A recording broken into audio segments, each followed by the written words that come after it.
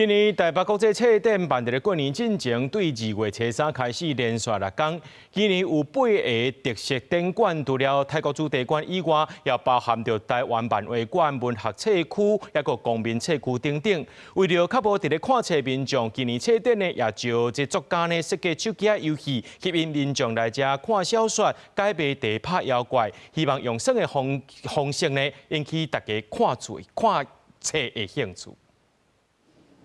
桌顶摆出真侪绘本，也有台湾漫画作者亲手画的图卡。2026年台北国际册展2月要举办，台本馆嘛有规划文学册区。今年以旅游做主题，馆长讲也邀请老客商用双子等等52个作家，规划39场以上的活动来分享文学当中的风景甲无同议题。足侪作家作品是咧写伫旅行的时阵，伊的心情，伊的看法，阮是感觉即个主题会当有大家拢有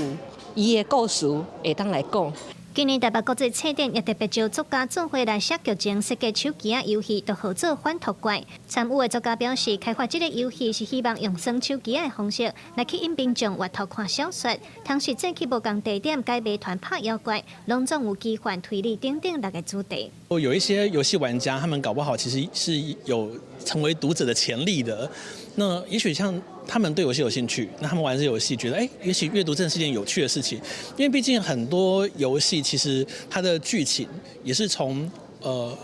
小说文本转化而来的嘛。 包括台湾漫画馆、公民册区和文学册区，这册展拢总是有变大主题馆，也来针对未来敢会规划台语、客语、关注民语等等为主的国家语言出版专区。文化部讲，虽然拢有鼓励出版社排出来，不过因为出版量无济，爱搁评估看卖。因为咱即摆国家语言嘛是要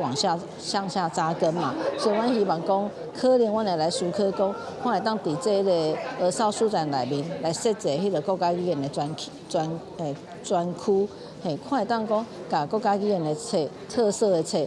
对出版社遐甲集中起来，来先做展示。今年台北国际册展拍算办伫2月初3至初8，文化部嘛鼓励学生用文化币来买册，册展嘛兼顾展览、销售甲互动，尤其真侪创意拢来自文学创作。文化部希望透过册展带动出版能量。记者卢尚如、郑俊尧台北报道。